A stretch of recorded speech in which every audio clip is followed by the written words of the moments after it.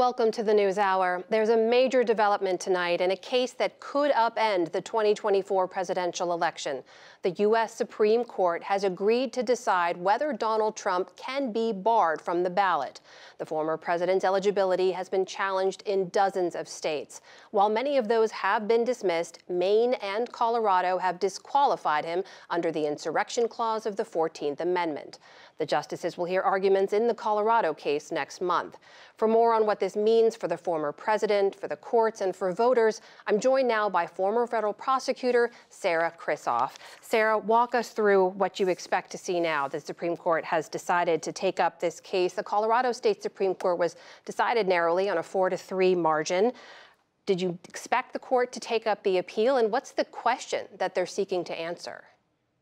Yeah, I'm not surprised that the court is going to address this case. It is, and they're going to do it quickly, right? They've moved quickly here. They're going to expect briefing and arguments quickly because this is just a matter of national importance. And we have these primaries sort of looming on the horizon. So I'm not surprised they're going to address this. The problem is they have a lot to address. There are a lot of open questions. There's very little case law for them to go on. And so there's a lot of work for them to be doing in the next month or so.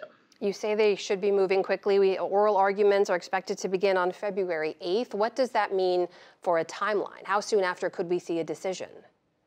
Listen, by the time they're at the oral argument stage, they may have a decision drafted. They may have a very good idea of where they're heading, but they want to test out their decision in the courtroom. So they may be able to issue a decision very quickly after that. It just depends sort of how much, I think they're going to devote a lot of time and attention to this between now and then, and they surely can get it done if they want to get it done.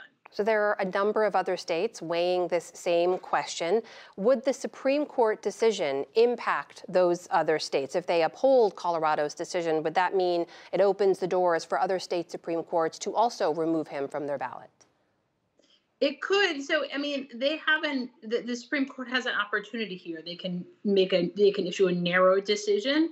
They could issue a decision simply on the process in Colorado, or a very narrow interpretation of Colorado law, or they could issue a much broader decision that would have broader application. I expect, sort of given these other suits on the horizon, given the Maine case, that they will endeavor to issue a broader decision to give some guidance to these other states about ballot access. Sarah, when you step back and you look at these two states where the decision has been made, they were made in very different ways, right? The Colorado decision to remove him was made by the state Supreme Court. In Maine, it was the Democratic Secretary of State who made the decision to disqualify him, also on the basis of that insurrection clause of the 14th Amendment.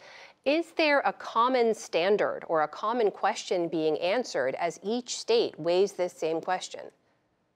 So, I mean, I think that really ties into your last question. This ballot access issues and election law is so state specific. So we have really different processes in each state and each, frankly, individual locale, small towns, villages, things like that, to determine access. And so all of a sudden that is coming to a head here. And so we're seeing very different processes play out. But I expect the Supreme Court is going to try to issue a broad enough decision to embrace some of these other decisions, some of these other actions coming out of different states as well. Well, former President Trump's appeal is largely based on two elements, right? One is enforceability. The appeal says that, quote, the question of eligibility to serve as the president of the United States is properly reserved for Congress, not the state courts, to consider and to decide. And the other argument, Sarah, here is just the wording of the 14th Amendment. They argued the president is not technically an officer of the United States, as the language specifies, that it wasn't an insurrection, so he didn't engage in insurrection. Do those arguments hold water in your view? Listen, I think the Trump team has some good arguments to make. And the Supreme Court is operating without a lot of guideposts here, right? There is not a lot of law on these issues. So they are free to make new law, and I expect them to do so. And in your view, is this the kind of decision courts should be weighing on? This is the question we hear again and again, whether this should be left up to the voters to ultimately decide. Listen, I think that's where the Supreme Court may come out.